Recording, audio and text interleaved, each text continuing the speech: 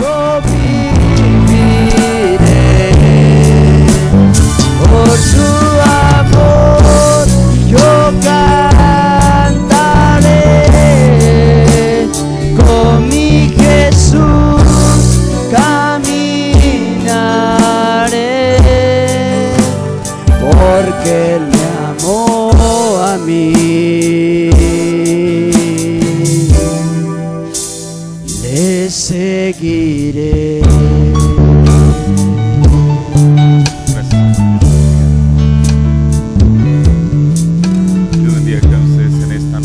Tarde, les saludo en el nombre del Señor Jesucristo. Vamos a tomar nuestras escrituras en el Evangelio según San Juan, el capítulo 14. Solamente un solo versículo, el versículo 8, para hablar un pensamiento de la palabra del Señor para cada uno de nosotros en esta noche. San Juan 14, 8. ¿Lo tienen?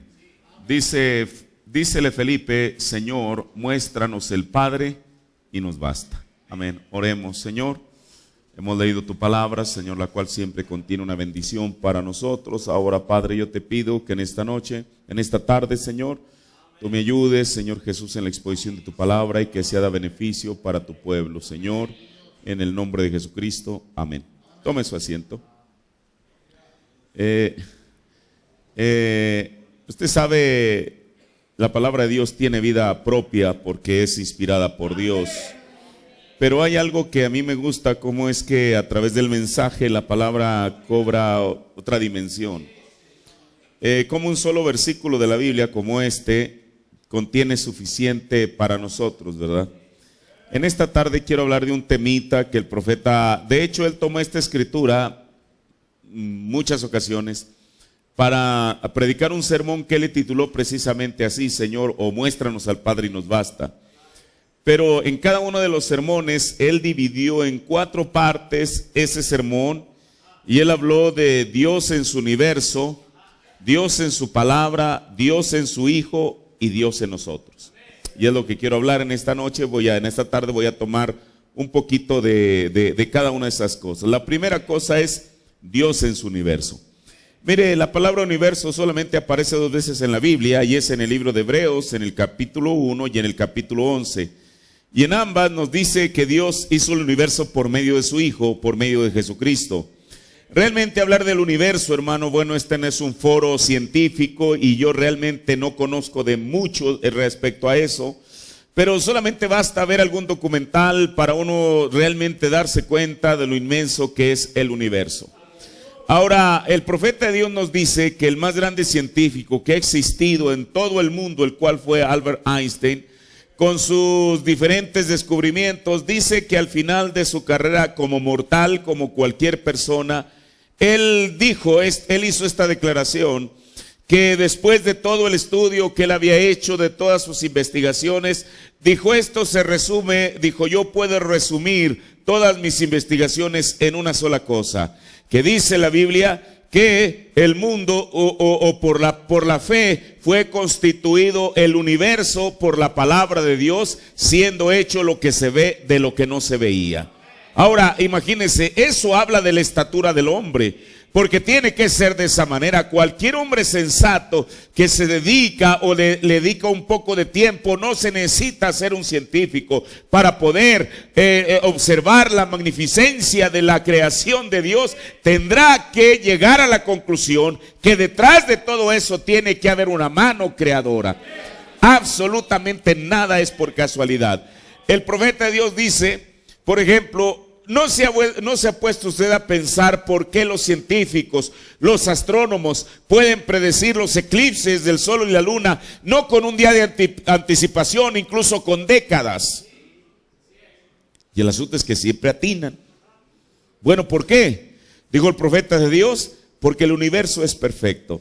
Mire, hay una escritura en el Antiguo Testamento a la cual yo me quiero referir. Voy a tomar una escritura para cada uno de estos pensamientos, de estos 4 pensamientos, en el Salmo 19. Creo que todos lo conocemos, y es un salmo muy maravilloso que dice: los cielos cuentan la gloria de Dios. O sea, el cielo, bueno, aquí no dice el cielo, dice los cielos. Los cielos dan testimonio de su creador.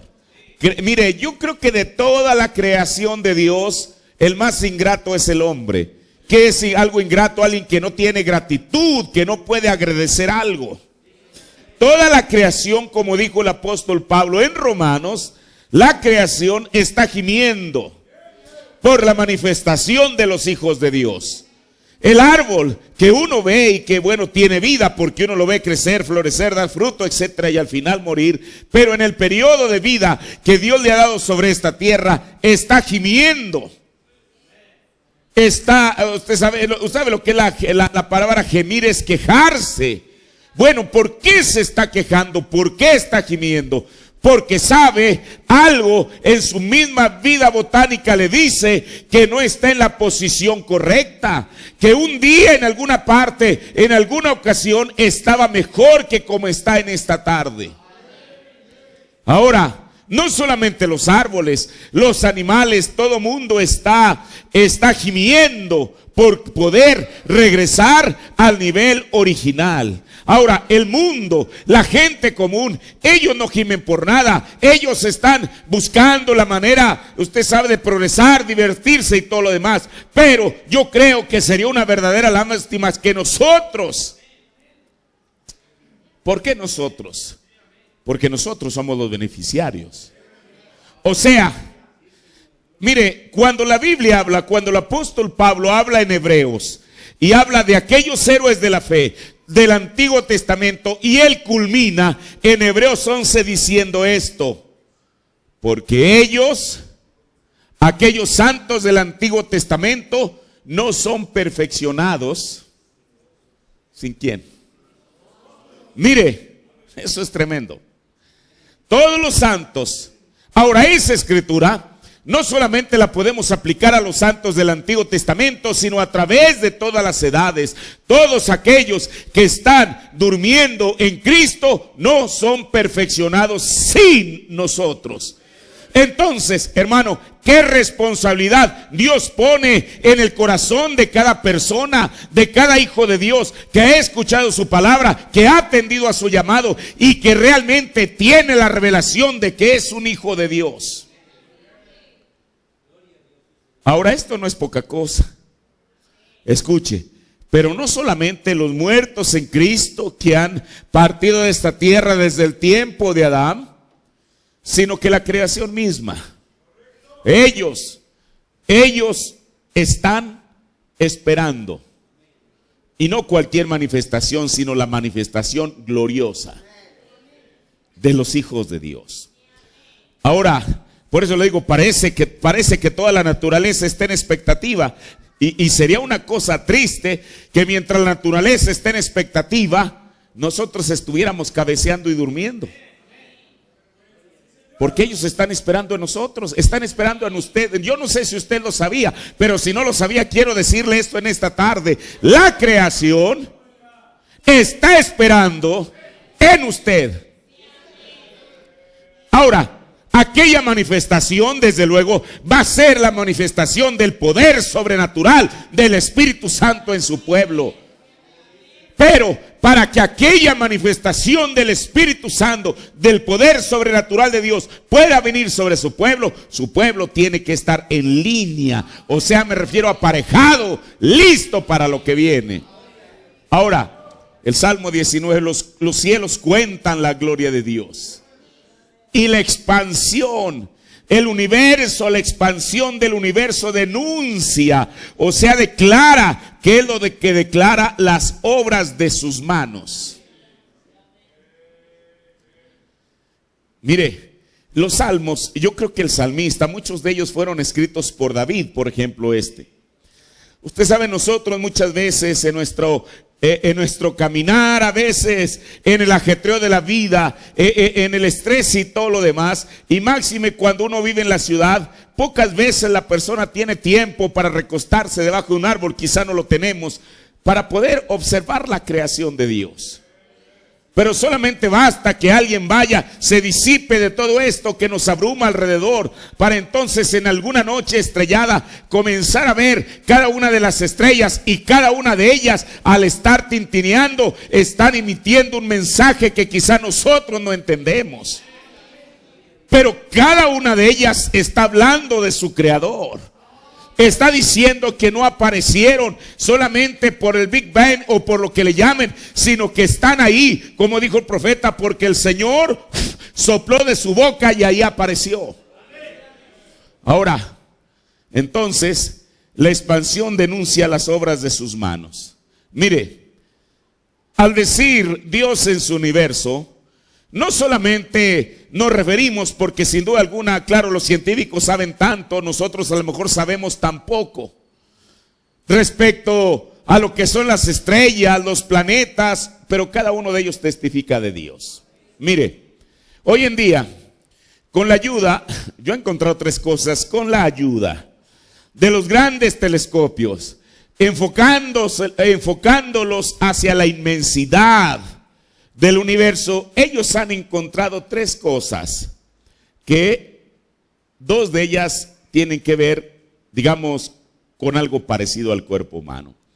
Mire, en el año de 1900, de haber sido 95, 96, esto no se sabía, los científicos, explorando el universo, de pronto encontraron una parte. Déjeme ver, por aquí la debo de traer quizá la foto. Y esta parte hablaba de algo. Mire, voy a tratar de mostrárselo y luego regresar aquí a lo que le estoy mostrando. Mire, yo sé que a lo mejor usted seguramente allá donde está no la va a alcanzar a ver. Pero mire, ellos encontraron esta parte, o encontraron esta foto que quizá, bueno, yo creo que para muchos del mensaje ya es conocida. Esta parte, esta foto, no sé si le alcance a ver, quizá usted le encuentre un cierto parecido, quizá aquella parte que está encima del águila. Ahora, Dios no hace las cosas por casualidad. Dios testifica en su universo de su palabra. Mire, en otra ocasión encontraron, ustedes lo han visto seguramente, lo que ellos llamaron el ojo de Dios. ¿Alguno de ustedes lo ha visto en internet quizá?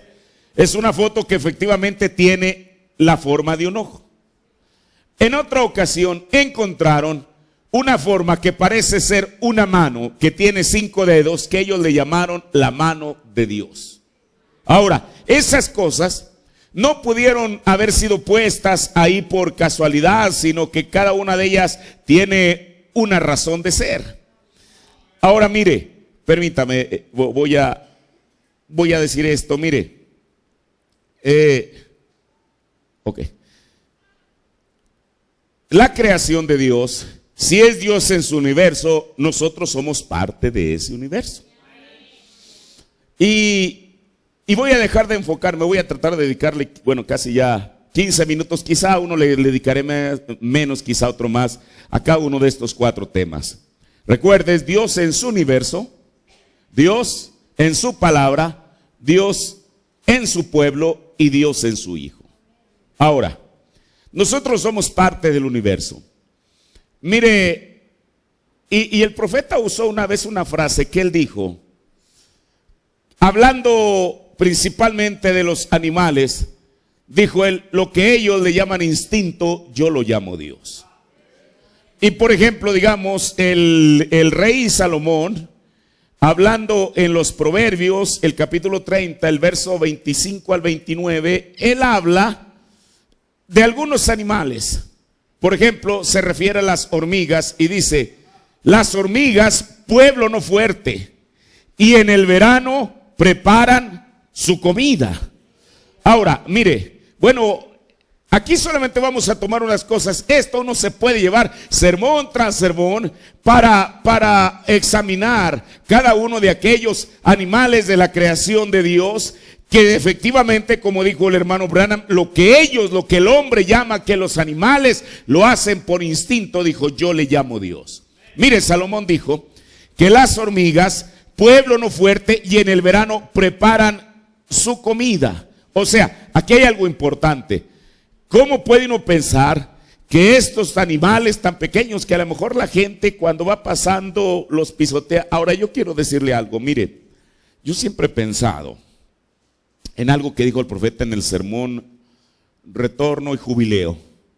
En alguna ocasión lo escuchamos aquí en la iglesia, y entonces él dice que cuando él era joven o era niño quizá todavía, dijo que él, por ejemplo, agarraban ciertos animales y los mataban, incluyéndose él mismo, eso es lo que él dice, y que lo hacían solamente por maldad. Él mismo lo dice y él lo reconoce. Y yo pensé, dije, bueno, entonces eso quiere decir que nosotros como cristianos, o aún deberíamos de enseñar a nuestros hijos que no hagan cosas solamente por maldad. Ahora, si usted ve un animal que lo va a agredir, el profeta mismo trató de matar a aquel toro, pero él no lo hizo porque no llevaba en su cinturón la pistola, pero si él lo hubiera llevado, lo hubiera matado a aquel toro que lo iba a agredir. Pero él no lo iba a hacer por el mero gusto de hacerlo, sino por una necesidad.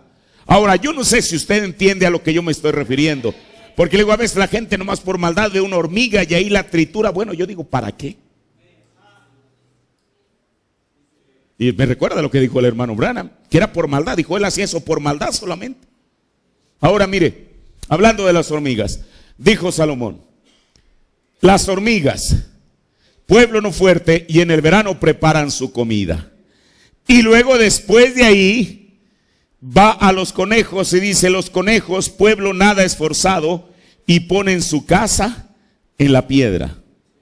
Dice, bueno, ¿y eso qué tiene que ver? Son cosas insignificantes. Yo no creo que Dios en su palabra haya puesto cosas insignificantes.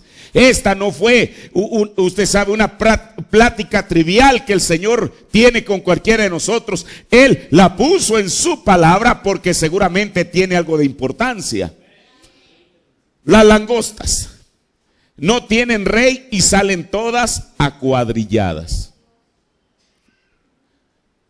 Y por último, la araña hace con las manos y está en los palacios del rey.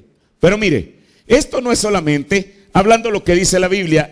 Si usted ha leído el libro 1 de Sobrenatural, la vida de William Branham, ahí el profeta narra una historia que una ocasión él andaba con su padre, él era un niño, y su padre andaba arando la tierra, y ahí anda Charles detrás del arado, y el pequeño Billy Branham ahí a un lado de él. Y mire lo que él dice precisamente en el sermón Muéstranos el Padre, predicó el 21 de mayo del 61. Dice, recuerdo que en una ocasión mi papá y yo estábamos arando maíz. Y yo tan solo era un niño y mi caballo comenzó a resoplar así, allá en Indiana, en la finca. Y yo dije, ¿qué es lo que pasa? Ellos estaban mirando hacia arriba. Yo dije, tal vez viene un animal. Oh, veo a mi papá, él tenía aproximadamente 30 años de edad, me supongo, tal vez 35. Él se detuvo y dijo, Billy, hijo mío, quiero decirte algo. Él dijo, esos caballos no ven nada. Dijo, pero ¿sabes lo que está por suceder? Le dije, no, papá. Él dijo, se acerca un aguacero. Pues le dije, ahora, padre mío, no veo ninguna nube en lo absoluto, ni escucho a trueno o veo un relámpago. Él dijo, tú no tienes que, todavía no puedes verlo, pero ellos sí pueden. Le dije, no lo entiendo. ¿Quieres decir que la vista de ellos es mejor que la mía? Él dijo, no necesariamente, pero ves, Billy, el Dios, qué cosa, mire, el Dios Todopoderoso ha puesto en la naturaleza una manera de preservarse y guardarse. Dijo, ese caballo puede oler o percibir ese aguacero. Y dijo, Dios da eso de modo que ellos puedan llegar a la seguridad. Me paré allí un poquito. Mi padre no era cristiano en ese entonces, así que pensé, seguramente si Dios puede darle a un caballo un sentido para llegar a su seguridad cuando se aproxima la dificultad, cuanto más Él puede dárselo a sus hijos. Él está en su universo, ven. Y mire, haramos aproximadamente 2 idas y vueltas y escuché el trueno. La nube estaba sobre nosotros en aproximadamente otra media hora. Ellos pueden percibirlo. ¿Quién, hermano? ¿Quién le dio a un animal como ese caballo esa manera de percibir que el aguacero estaba cercano? Tuvo que haber sido Dios. Mire qué cosa. Mire, en lo más primitivo, de lo más primitivo, el animal sigue siendo animal y el hombre sigue siendo hombre. Hoy en día, si usted ve consulta, se puede hacer de cualquier manera. ¿Cómo va a estar el clima el día de mañana, hoy mismo? Usted se puede, con anticipación puede saber. Pero ¿qué servicio meteorológico consultó aquel caballo? Ahora, escuche, ellos o ese caballo, para poder manifestar que eso se aproximaba, Él lo mostró de una manera. ¿Cómo? Con un resoplido. Todos sabemos lo que es eso. Como hacen los caballos con la nariz. Ahora, mire, Charles seguramente sabía eso por experiencia. El pequeño Billy Branham no lo sabía, pero quizá él le había tocado verlo vez tras vez, de tal manera que él sabía, él había aprendido el lenguaje de aquel caballo. Dios en su universo. Los patos. En el sermón veamos a Dios. Dice el profeta, usted tome a estos patitos, por ejemplo. Ellos pueden venir aquí del sur y se van muy allá hasta Canadá y hacen su nido allá en el fango. Y ellos ponen sus huevos y nacen los patitos, y entonces eso es en la primavera. Ese año ellos crecen, se alimentan todo el verano, y cuando viene la temporada del invierno, la primera vez que viene un viento frío soplando por las montañas, en donde hay escarcha y baja a las regiones de las praderas, de donde están los lagos o al pie de las montañas, esa primera brisa sopla por allí con la escarcha en ella, y en alguna parte, en ese gran montón de patos, en ese lago, hay un pequeño líder, un patito. ¿Qué cosa? Él sale allá al medio de ese lago, apunta ese pequeño pico al aire y grazna 4 o 5 veces, y cada pato en el lago va hacia él. Él se levanta de allí. Él nunca ha estado fuera de ese lago. Él nació allí en esa primavera. Él se levanta de ese lago y se va lo más directo que puede a Luisiana, a esos campos de arroz, sin compás en lo absoluto. ¿Qué cosa? Y eso está probado. Como un pato que nació en la primavera, que nunca en su vida ha traspasado las fronteras de ese lago, y de pronto cuando comienza, ahora escuche, esto es tremendo. Por eso no sé si usted se fija, que muchas de las aves cuando van volando por el cielo van así en forma, ¿los ha visto? ¿Por qué? ¿Por qué no en forma de círculo? ¿Por qué no en forma de cualquier otra cosa? ¿Por qué así? Porque ellos en la punta aquí llevan a un líder que los va guiando. Y por predestinación de Dios, en todo obra la predestinación. ¿Por qué no es un grupo de patos quien comienzan a granar, sino es un solo animalito que percibe la brisa, y en él Dios puso algo? Como dijo el profeta, para que comience a granar 3 o 4 veces, y eso es suficiente para que el demás grupo de patos se congreguen alrededor de él. Ahora eso es maravilloso, pero ¿qué GPS tiene un pato para saber en qué dirección está Canadá? ¿Cómo puede él saber? ¿Qué tal si en vez de ir al norte se va hacia el sur? Mire, ahora hace hace unas 2 semanas que estaba en Tepic. Cuando veníamos de Tepic a Guadalajara, un hermano de allá de Durango, de la Sierra, me venía contando algunas de las cosas que para mí son sobresalientes, porque yo ya se las había escuchado al hermano Branham. Usted sabe que el profeta nos dijo que si usted está perdido en la montaña, donde todo es bruma, donde todo es neblina, ¿cómo saber dónde está el norte y cómo está el sur? ¿Dónde está el sur? Si está nublado y usted no puede saber si el sol está aquí, allá, allá o más allá, ¿cómo poder saberlo? ¿Cómo?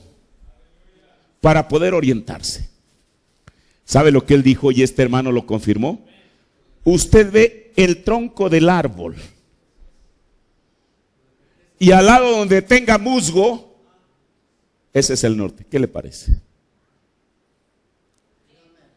Eso es lo que dijo el profeta. Si usted no sabe cómo orientarse, bueno, yo espero que nunca estemos en una condición así, pero si usted ve la corteza y entonces ve al lado donde el musgo está creciendo, usted ya tiene un punto cardinal para dónde apuntar, cómo usted mismo ubicarse. Ahora, mire, estos son con los que dijimos los patos. Pero vamos, mire, ya llevo casi la mitad del tiempo solamente en esto. No importa, si no termino y lo terminaré después. Los puercos.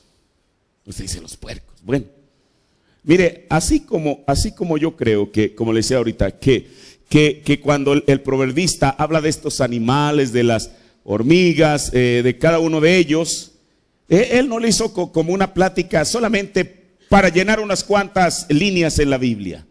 Él lo hizo porque estaba dentro de su gran sabiduría y porque eso habla y testifica de él. Ninguna parte en la palabra de Dios está por demás. Lo que Dios no quiso que estuviera no está, pero lo que Dios sí quiso que estuviera, aquí está. Ahora, yo también creo en el mensaje, es exactamente la misma cosa. Por eso, mire, voy a hacer un paréntesis. Usted, ojalá y Dios le dé esta revelación. El profeta que Dios nos ha enviado no es algo menos que Ezequiel, que Isaías, que Jeremías o que alguno de los profetas del Antiguo Testamento. ¿Qué tal si un judío hubiera dicho, como cuando Isaías habló de la venida del Mesías, y hubiera dicho, la verdad yo no puedo entender eso?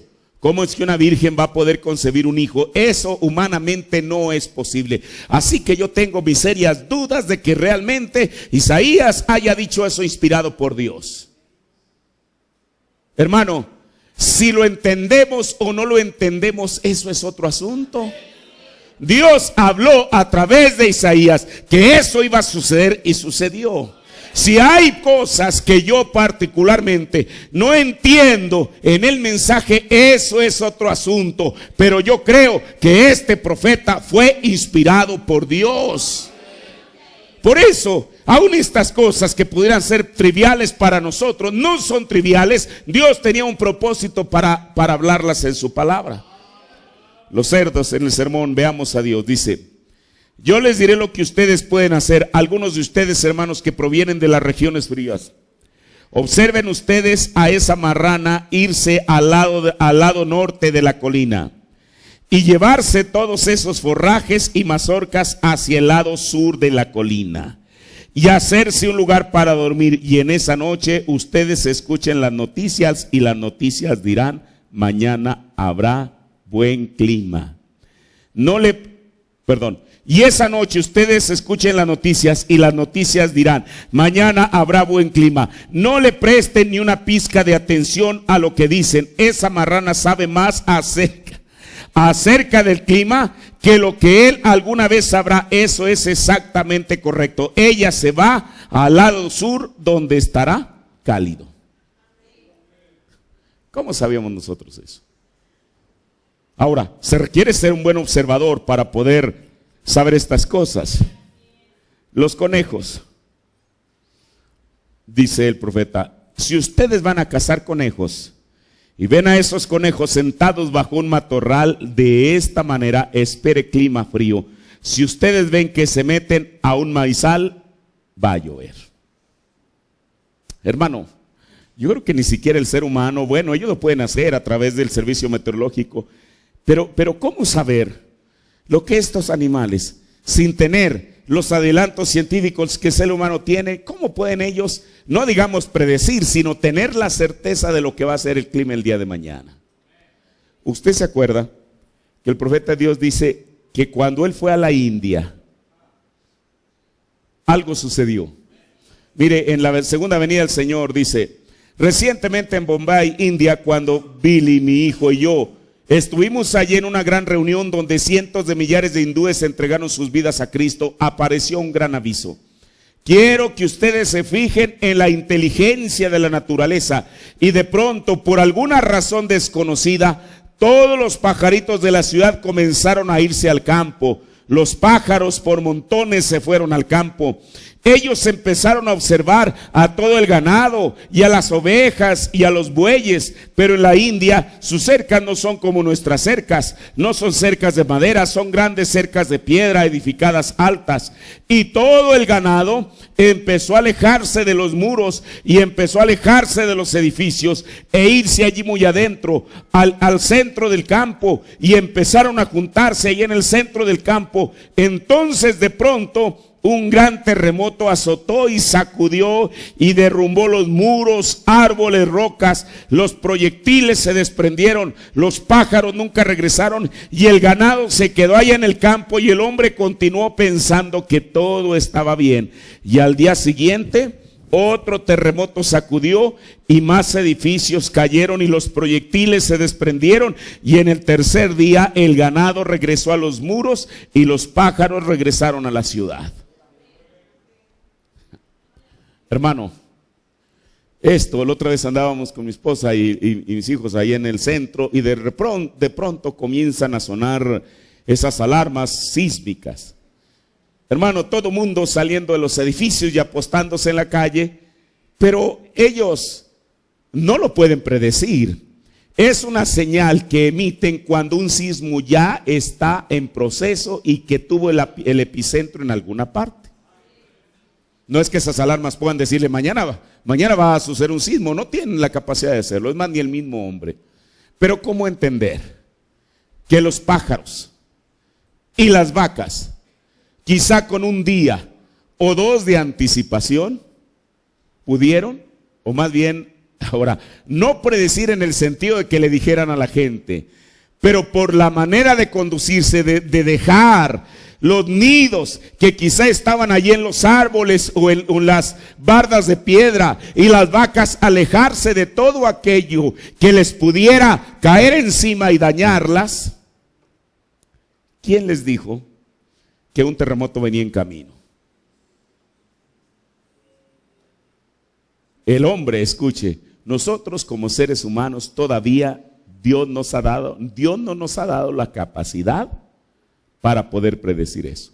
Mire, yo sé que si uno le dijera a los científicos, oiga, pues mire, para saber si el día de mañana va a haber un terremoto por aquí, pues ponga por ahí, fíjese en la ¿cómo le puedo decir? En la manera que se están conduciendo, en el comportamiento, es la palabra correcta, el comportamiento de las vacas y los pájaros. ¿Usted cree que le van a hacer caso?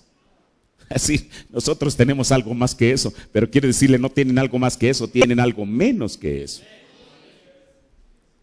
Ahora, ¿qué es esto? Dios en su universo. Bueno, ya me llevé la mitad del tiempo en esto. Dios, ¿cuál es la otra parte? Dios en su palabra. Muy bien. Mire, hay una escritura que todos sabemos de memoria, aquí en San Juan 1:1, donde la Biblia nos dice, San Juan 1:1, y de ahí pasamos al 14. En el principio era el verbo. Sabemos que el verbo es el logos, pero el profeta también la mencionó como la palabra. O sea, en el principio era la palabra, y la palabra era con Dios. Y la palabra era, ¿quién? Dios. Y en el verso 14 nos dice que esa misma palabra se hizo carne y habitó entre nosotros.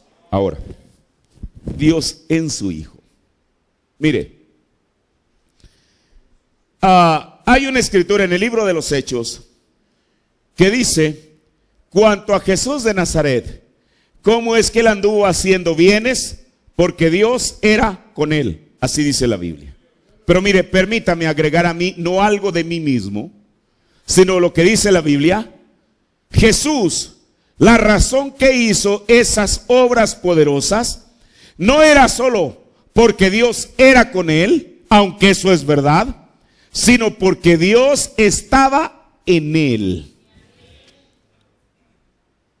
Voy a explicarme. Jesús, en cuanto a su ministerio, Dios lo respaldó en cualquier cosa.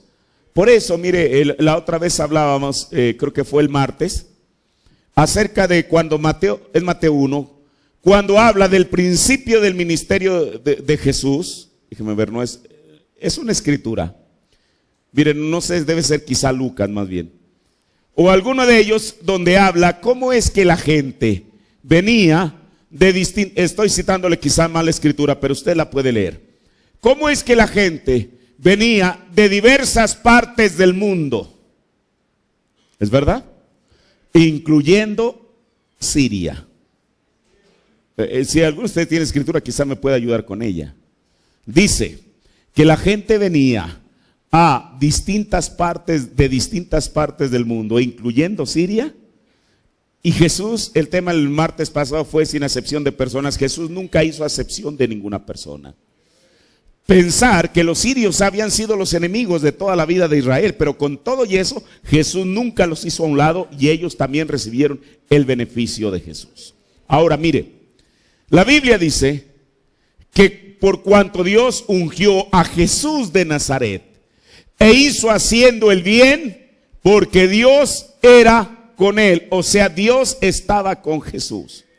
Por eso, nunca, escuche, nunca hubo una enfermedad, aún de las conocidas hace 2000 años, que la persona no hubiese venido con fe a Jesucristo, que no se haya regresado sana.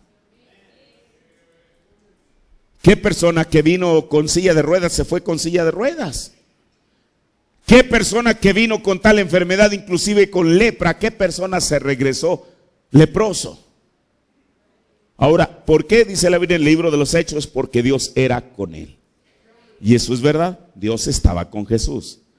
Pero, escuche, Dios estuvo no solamente con Jesús, estuvo con cada uno de los profetas del Antiguo Testamento. ¿Qué hombre podía ser capaz de lanzar el cayado de pastor y que el mar rojo se abriera? ¿Qué hombre lo puede hacer? Pero ¿por qué Moisés sí pudo? Porque Dios era con él. ¿Qué hombre, como en el tiempo de Eliseo, cuando las aguas estaban amargas, y usted sabe, o más bien en el tiempo de Moisés, cuando las aguas estaban amargas, y solamente poner una vara allí hizo que aquellas aguas amargas se endulzaran? ¿Qué hombre lo puede hacer? ¿Qué química tenía aquella vara para lograr aquello? Era porque Dios estaba con él. Y uno puede mencionar cada uno de las citas del Antiguo Testamento donde se habla de esas cosas. Pero aquí hay algo. Cuando la Biblia habla de que Jesús, de que Dios estaba en Jesús, eso fue lo que hizo que Dios, como dice San Juan, en el principio era la palabra, y la palabra era con Dios, y la palabra era Dios, pero esa palabra vino y se hizo carne. Ahora, pero hay algo, mire, en el libro de los Hechos encontramos que Jesús fue llevado en una nube, eso es lo que dice la Biblia. Y él dejó desde luego su Espíritu Santo, pero también dejó su palabra. ¿A qué me refiero con esto? Dios nunca será distinto a lo que Él dice en su palabra. Si Dios dijo algo en su palabra, eso es lo que Él quiso decir. Por eso, yo lo he dicho y lo voy a decir en esta iglesia en esta tarde. Yo no creo, o ningún ministro debería de infundirle incredulidad a la gente en la palabra de Dios. Al contrario, cualquier ministro debería de infundirle fe al pueblo en la palabra de Dios. El profeta dijo que Dios no es mejor que su palabra. Por eso, mire, muchas veces, ¿qué persona no tiene diferentes tipos de preguntas respecto a cierta cosa? Y luego van y leen la palabra, la Biblia. Y si no la encuentran en la Biblia, van y leen el mensaje y ahí encuentran la respuesta. Pero la persona eso no le satisface y sigue indagando aquí y allá y más allá. ¿Qué no es suficiente lo que Dios ha dicho en su palabra? Y a veces oramos: Señor, muéstrame tu voluntad. Si Dios ya le mostró la voluntad de Él en su palabra, no tenemos por qué andar buscando una segunda opinión. La palabra de Dios es perfecta, porque Dios y su palabra son la misma cosa. Por eso el profeta dijo: esto es Dios en forma de letra. Mire, Dios es... ahora, claro, Dios es tan grande, hermano. Dios es el Espíritu Santo. Y el Espíritu Santo es Dios mismo. Dios es el creador, Dios es el salvador, Dios es el redentor, Dios es todo lo que Él quiere ser, Dios es el consolador. Pero también Dios es su palabra. Mire, y una de las cosas que yo siempre he dicho, porque y aquí yo creo que todos nosotros como seres humanos tenemos que darle crédito a quien le tenemos que dar crédito. El profeta de Dios, su lema de campañas fue, ¿cuál es? Jesucristo es el mismo ayer, hoy y por los siglos. Pero una de las cosas que hizo su ministerio distinto, no por el eslogan de su campaña, ese eslogan mucha gente lo puede usar y está bien, que es mejor que usen un eslogan de la Biblia, pero la diferencia entre el profeta de Dios y cualquier otro ministerio que había en su tiempo es que él trajo eso a una realidad. Hermano, ¿de qué le serviría a alguien? A mí mismo decir, como un versículo aprendido de memoria, Jesucristo es el mismo hoy y por los siglos, si uno no es capaz de presentarlo exactamente en su justa dimensión? Por eso Él no usó ese versículo como algo enorme ahí para tratar de traer la atención de la gente. Lo usó porque Él tenía la promesa de parte de Dios que Él lo acompañaría a donde quiera que Él fuera. Esa es una gran verdad. ¿Por qué? Porque Dios y su palabra son exactamente la misma cosa. Por eso uno nunca debería de pensar que Dios dijo algo en su palabra, pero a mí me puede dar una revelación especial distinta a su palabra. Eso nunca será posible. Y si alguien piensa que Dios le puede dar una revelación distinta a su palabra, es porque esa revelación que la persona reclama tener no procede de Dios. Porque Dios y su palabra es lo mismo. Por eso es Dios en su palabra. Todo lo que Él dice, mire, por eso cualquier cosa, cualquier sueño, cualquier revelación, cualquier visión, cualquier sentir, cualquier emoción, cualquier cosa que la persona experimente para poder tener la certeza que es de Dios, tiene que ser de acuerdo a la palabra. También hay otra cosa. Usted se acuerda cuando el profeta de Dios, el Señor le comenzó a dar ciertas visiones. Bueno, él al primero que le contó eso fue a su pastor. Y su pastor le dijo: Billy, ahora eso era, aparte de sarcástico, era una ofensa. Billy, ¿qué cenaste anoche? Tuviste una pesadilla. Oiga, viniendo eso de quien él tenía en alta estima y con gran, ahora no quiere decir que él nunca que le faltó al respeto, claro que no, pero de quien él lo tenía en alta estima y con gran respeto. Cuando él le dice: mire, yo vi esto y esto y esto, y que el pastor le salga con esa historia, hermano, que había cenado anoche. Escuche, aquí hay algo importante.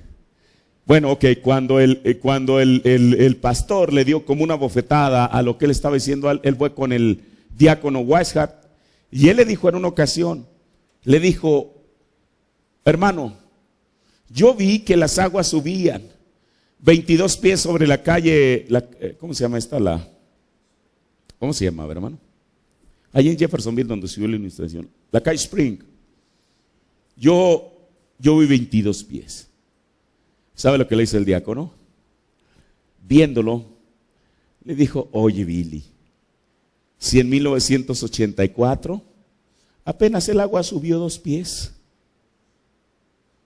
Imagínense, parecía que eso lo desanimó. Y dijo: pues sí, la verdad tiene razón. Pues sí, en el 84 la inundación que hubo fue 2 pies, apenas 60 centímetros. Y yo le estoy diciendo a él que el agua va a subir 10 pies más que eso. Va a subir 6 metros. Ahora, escuche. Esto es porque se puede aplicar en ambos sentidos. Ellos, el pastor, el diácono, estaban minimizando lo que él decía que había visto. Pero eventualmente, por cuanto Dios y su palabra son lo mismo, lo trajo a cumplimiento. ¿Por qué? Porque las primeras visiones que él veía, que el Señor le decía que fuera a un tal lugar, todavía sin ser comisionado por un ángel, que fuera a tal lugar, que ahí iba a encontrar tal cosa. ¿Usted se acuerda de aquella visión que él vio cuando iba a orar por, creo que era una niña que estaba enferma? Y entonces él vio el escenario, vio cómo es que cada una persona estaba en un sofá, otra, y cómo entró una abuelita, y como allá afuera estaba haciendo demasiado frío, algo así. Ella entró, y cuando entró se le empañaron los lentes, y ella estaba sentada en aquel sofá limpiando los lentes. Pero la escena tenía que estar exactamente como él había visto para que ocurriera. Con todo eso la gente, ahora, eso, mire, ¿y cómo saber si algo es de acuerdo a su palabra? Cuando Dios mismo lo trae a cumplimiento. Hablando de la inundación de 1937. Hoy en día, hay precisamente, y mire, ellos, bueno, en Jeffersonville, en la calle Spring, hay una dulcería que quizá muchos saben de ella, la Schimps, donde creo que a ellos les ha beneficiado que haya creyentes del mensaje. Solamente por una sola mención que el hermano Branham hizo de eso, porque él dijo que él había orado, él sería el abuelo de hoy en día la dueña, y que el hombre había sanado, y ahí mismo él le pega una historia. Que cuando él era niño, su papá le daba 25 centavos y le decía: mira, Billy, no te los gastes todos. No, creo le daba 5. No te los gastes todos, ve administrando esos 5 centavotes, 5 de, ¿cómo le llaman? Pennies, que le llaman hoy en día.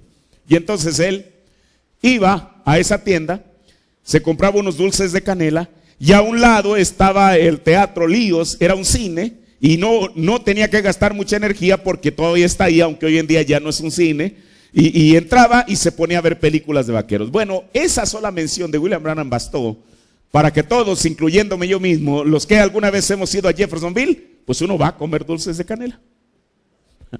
Bueno, y son, al fin, comerciantes. La última vez que yo fui, la señora que habla un español impecable, yo le dije: oye, ¿dónde aprendió español? Dijo que había venido a Guadalajara. Ellos ya lo reconocen a uno, cuando uno sabe que son creyentes del mensaje. Entonces me dijo: mire, aquí tengo otra cosa. Saca un librito por ahí de $25 solamente porque trae una foto del hermano Branham de lugares históricos en Jeffersonville. Y bueno, pues ya lo tiene uno que comprar. Y bueno, oiga, ¿sabe usted de la inundación? Sí, todos sabemos. Mire, aquí le tengo este DVD con películas mudas en blanco y negro, y habla de toda la inundación del 37. Démelo, 25. Bueno, ¿qué son $25? Yo me llevo el DVD a mi casa. Eso es lo que sucede. Pero mire, esa tienda, por algo, no son creyentes. Esa tienda es una tienda que tiene 2 pisos, digamos, hasta ahí. En la parte de arriba hay una ventana así, ¿cómo se llama? Rectangular. Y más o menos está el primer piso, y en el segundo piso, donde está la ventana rectangular, nadie les pidió que le hicieran. En el marco de la ventana, en cada lado pusieron una seña de color rojo, donde ellos están diciendo, cuando uno les pregunta: oiga, y aquello que está arriba de la montaña, de la ventana, ¿qué quiere decir? Dijeron: es que hasta ahí llegó la inundación de 1937, porque el ángel del Señor, él dice que vio al ángel meter una regla, no en la calle donde él vivía, No en ninguna calle, sino en la calle Spring, donde hoy en día está esa dulcería, con esa contraseña que ellos le pusieron solamente para testificar, lo quieran o no, que lo que Dios le dijo a un profeta era la verdad. Aun si alguien en el siglo XXI va y trata de encontrar alguna evidencia, y quizá ya no la hay, estamos hablando que han pasado 80 años, pero ellos tienen eso como un memorial, para mostrarle al mundo, sin ser creyentes de este mensaje, que lo que un profeta dijo es la verdad. ¿Sabe usted por qué? Porque Dios y su palabra son uno.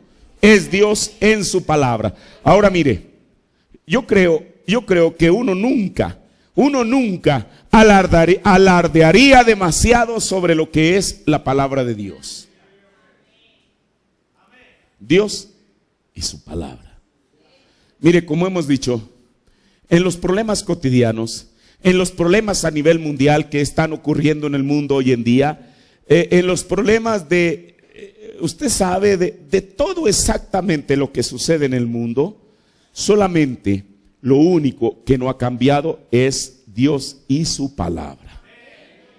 Como hemos dicho, cualquier estudiante de psicología y psiquiatría de los años 30, 40, 50 a los 80 hasta el siglo XX, todo el mundo tenía a Freud como, ¿cómo se llama esto, hermano? Siempre se me olvida el nombre de ese libro, bueno, como se llame, como el libro de texto de ellos. Para ellos era la Biblia del psicólogo o del psiquiatra. Hoy en día, en pleno siglo XXI, ese mismo libro, el psicoanálisis se llama, ese mismo libro que todo el mundo lo tenía como libro de cabecera para cualquier estudiante, ya ha sido desestimado. Porque según ellos, las teorías que Freud plantea allí ya no son efectivas para este día. Y lo que hoy en día la gente tiene como su absoluto, si llegaran a pasar 50 años más, la gente que va a vivir en 50 años a partir de ahora, desestimarían lo que la gente tiene hoy como un absoluto. Sin embargo, la palabra de Dios permanece la misma. Si la palabra dice, clamé yo a Jehová en mi angustia y él me oyó. ¿Qué persona? Bueno, el hombre quizá lo puede hacer, pero ¿quién puede desestimar esas palabras y decir que solamente fue algo para la antigüedad, que fue algo que hoy en día ya no está vigente? ¿Quién? ¿Y cómo saber si sigue vigente? ¿Cómo? Cuando usted mismo lo experimente. Clamé yo a Jehová en mi angustia y él me oyó. Si usted ha clamado a Jehová en su angustia y él lo escuchó, esa parte de la Biblia para usted sigue siendo en tiempo presente. No algo para la antigüedad, algo para usted y para mí, para esta tarde. Y así uno puede ver cada porción de la Biblia, y cada porción de la Biblia seguirá estando vigente. Y no solamente yo me refiero a lo que tiene que ver con las profecías de la Biblia. Cualquier cosa que Dios haya hablado en su palabra sigue estando vigente. Mire, cuando yo leo o escucho los sermones del profeta, y yo se lo voy a decir una vez más, porque y se lo digo sinceramente, yo nunca todavía, y que Dios me ayude a nunca perder la capacidad de asombro ante lo que leo. Por lo que yo le decía hace rato, para mí el profeta de Dios de esta edad es equiparable como cualquier profeta. Es más, yo le voy a decir algo y no se vaya a escandalizar. El profeta nos dijo que cuando la gente esperaba que Jesús dijera lo peor de Juan, fue cuando dijo lo mejor. Cuando, usted sabe, Juan en un principio dijo, apuntó a la gente, les dijo, este es el Cordero de Dios. Y la gente, y la Biblia dice que aún los discípulos de Juan, porque Juan tenía discípulos, dejaron a Juan y siguieron a Jesús. Eso es lo que dice la Biblia. Ok. Este hombre, después de que pasó lo que pasó, que es recluido en aquel calabozo, manda a dos y dice, vayan y pregúntenle al mismo que él había dicho, aquí el Cordero de Dios que quita el pecado del mundo, vayan y pregúntenle si él es al que esperamos o esperaremos a otro. Imagínense ¿cuál hubiera sido la reacción de Jesús? ¿Qué cosa? ¿Cómo es posible? El mismo hombre que me introdujo hace unos cuantos meses atrás, resulta que ahora ya no sabe quién soy. ¿Qué clase de profeta es este? No, Dios no se equivoca, hermano. Oh, escuche, ¿cómo Dios mismo que llamó a Juan? Porque Dios llamó a Juan. Es más, Juan tuvo el privilegio que ni ningún otro mortal ha tenido. Usted dice ser un profeta, no, algo más que eso. La Biblia dice que Juan fue lleno del Espíritu Santo cuando se bautizó. ¿Cuándo se arrepintió? Desde el vientre de su madre, hermano. ¿Qué mortal ha tenido ese privilegio? ¿Qué mortal? Ninguno, absolutamente. Pero Dios no se equivocó en el llamado. Él sabía. Ahora, escuche, el nacimiento de Juan fue sobrenatural, porque fue por la promesa de Dios a Elizabeth y Zacarías. Eso es tremendo, eso no es poca cosa. Pero después el mismo ángel que le dijo que ellos, ahora recuerden, la Biblia dice que Elizabeth y Zacarías eran ancianos. Yo toda la vida me he preguntado, nosotros sabemos que Abraham y Sara, cuando tuvieron al hijo de la promesa, eran ancianos también. Y el profeta de Dios nos dijo, todos lo sabemos, que Abraham y Sara fueron rejuvenecidos. Y yo me he preguntado en muchas ocasiones, bueno, ¿por qué Elizabeth y Zacarías no? Si ella también era una anciana. Ahora mire, el profeta de Dios nos dice que la razón que Dios tuvo que rejuvenecer a Sara, dijo, y ustedes madres lo saben, que han dado a luz no por cesárea, sino a través de un alumbramiento normal, que se requiere fuerza para expulsar el producto. Eso es lo que dijo el profeta. Sara, en su edad de anciana, dijo él, ella ya no tenía suficiente fuerza para dar a luz a Isaac. Pero ahora lo que yo me pregunto, y solamente queda como una pregunta en la mente, ¿por qué Elizabeth sí dio a luz a Juan siendo una anciana? Yo no he encontrado donde el profeta de Dios haya dicho que Dios rejuveneció al menos a Elizabeth. Eso ya es otro milagro. La tercera cosa es que cuando el ángel está diciendo acerca del niño, él le dijo que Juan iría delante del Mesías. Más adelante, el Mesías venía atrás de él, con virtud y poder de Elías, para hacer la aparición del tercer Elías.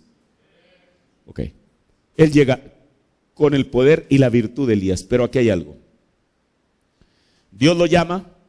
Yo cuando estuve en Israel, allí en, ¿cómo se llama este lugar? ¿Cómo se llama? Donde encontraron aquellos jarrones que tenían pergaminos ahí. Qumran, ahí cerca del Mar Muerto. Ahí todavía siguen estando unas cuevas, no sé si usted sabe la historia, en 1947, 48, qué cosa. Ellos, unos pastores que andaban por ahí pastando unas cabras, bueno, ahí no hay ni que coman, todo es desierto, pero andaban ahí, era el asunto.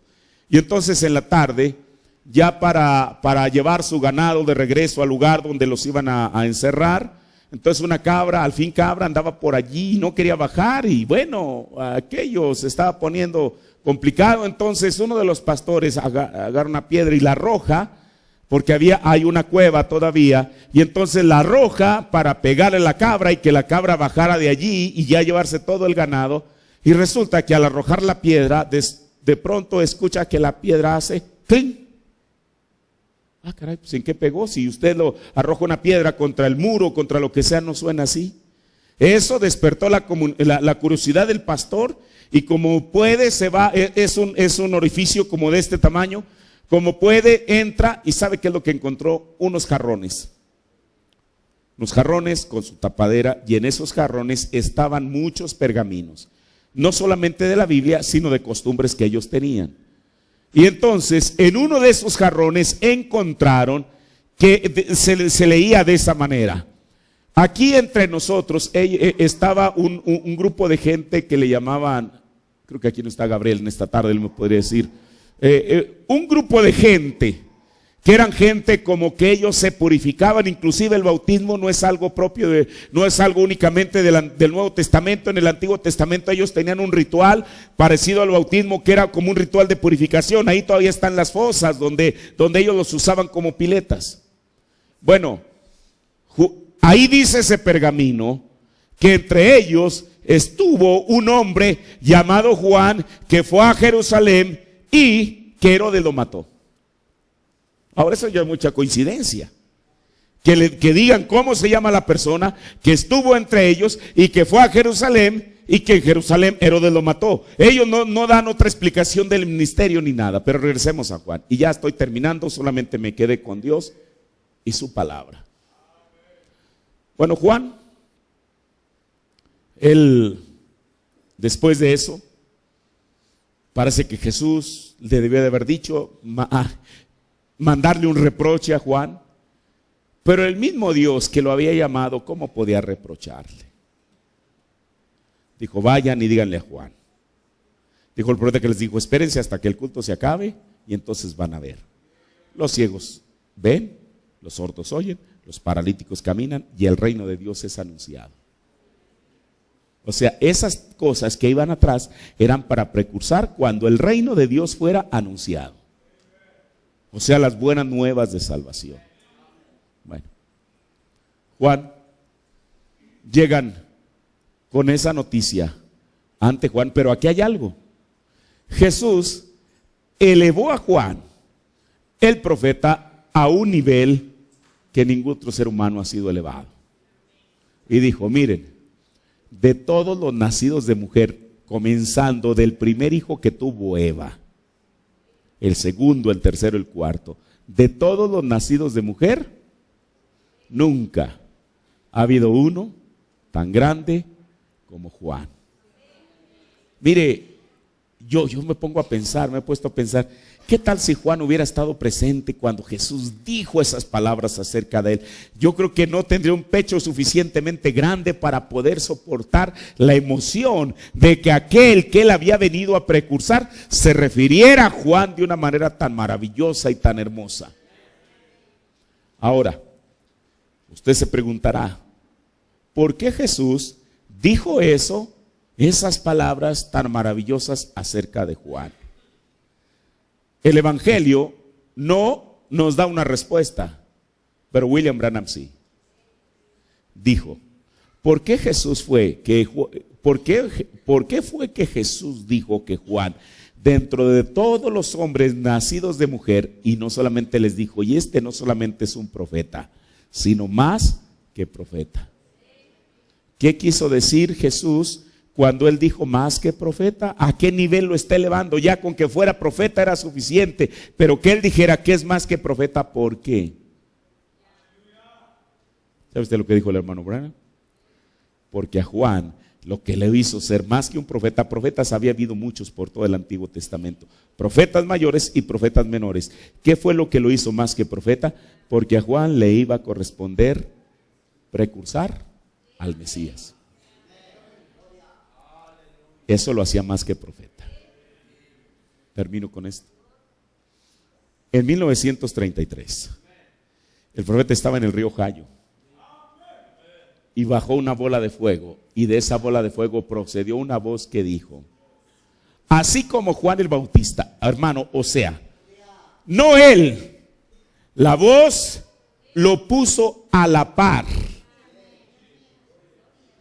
Porque cuando yo digo así como alguien, es que estoy haciendo un comparativo. Así como Juan el Bautista fue enviado para precursar la primera venida de Cristo, tú has sido enviado para precursar su segunda venida. Hermano, póngase de pie. Y yo sé que con esto no estoy tratando de agregarle al mensaje, pero si lo que hizo a Juan, según palabras de Jesús, ser más que un profeta, fue el hecho de que él le tocó precursar la primera venida de Cristo, ¿qué no hará de este último mensajero cuando su comisión es la misma? Por eso, no es cualquier cosa lo que Dios ha enviado, hermano. Y eso solamente sirve que Dios está en su palabra, que lo que él ha dicho en su palabra es exactamente Dios mismo, porque Dios y su palabra no puede cambiar. Y permítame, y ojalá a usted esto no le vaya a parecer como algo fuera de lugar. Si es Dios en su palabra, entonces tendría que ser Dios en su mensaje. Y quiero decirle, yo no tengo que pedirle permiso a nadie para decir esto que estoy diciendo, porque eso es lo que yo creo. Si usted no lo quiere creer, está perfectamente bien, pero eso es lo que yo creo, que así como Dios y su palabra es uno, Dios y su mensaje son uno. Por eso estamos aquí. No estamos fingiendo creer, es porque creemos que Dios ha enviado un profeta y que Dios le ha dado ese mensaje, el cual, por eso mire, el profeta dijo muchas veces, no solamente el mensaje, sino él también precursarían la segunda venida de Cristo, porque Dios y su palabra son lo mismo. Entonces es Dios en su universo y Dios en su palabra. Oremos. Padre, te agradezco en esta noche, Señor, en esta tarde, Padre, esta porción de tu palabra, Señor. Padre, porque creemos eso, esa no fue una inspiración de algún teólogo, Señor. Fue la inspiración de un profeta que dijo que es Dios en su universo, Dios en su palabra, Dios en su Hijo y Dios en su pueblo. Padre, en esta noche, Señor, apenas hemos tomado estas dos partes, Dios en su universo y Dios en su palabra, y cada una de ellas testifica que existe un Dios. Padre celestial, yo te doy gracias por esta palabra. Te ruego, Dios, que ella se quede en nuestros corazones y que ella nos inspire y que nos aumente más la fe para creer en tu palabra y creer que tú eres un Dios real y verdadero, Señor. Que efectivamente tú sigues siendo el mismo de ayer, hoy y por los siglos. Que tú no has cambiado ni un ápice, Señor, y que tú tienes el mismo poder. Y nos conviene creerlo, Señor Jesús, porque creer que tú tienes el mismo poder, tú dijiste que para el que cree todo es posible. Padre, en nuestra vida cotidiana, absolutamente en todo, Señor, si tan solo somos capaces de tomar eso en nuestros corazones, Señor, de que tú y tu palabra son uno, Señor, y que así como tú no puedes fallar, tu palabra tampoco no puede fallar, porque cielos y tierra pasarán, pero tu palabra no pasará. Gracias, Señor, en esta tarde por este servicio. Gracias en el nombre del Señor Jesucristo. Gracias por tu presencia. Gracias por tu pueblo, Señor, porque también eres tú en tu pueblo, Padre. Nosotros no estamos ajenos, ni estamos incluidos, o no estamos excluidos del programa de Dios, sino más bien somos parte del programa de Dios. Gracias, Señor, por tu palabra, en el nombre de Jesucristo. Amén. Solamente antes de dejar este lugar, quiero pedirle sus oraciones por...